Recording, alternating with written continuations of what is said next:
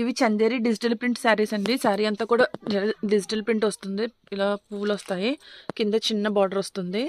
శారీ కూడా చాలా light weight ఉంటుంది, చాలా సాఫ్ట్గా ఉంటుంది మెటీరియల్.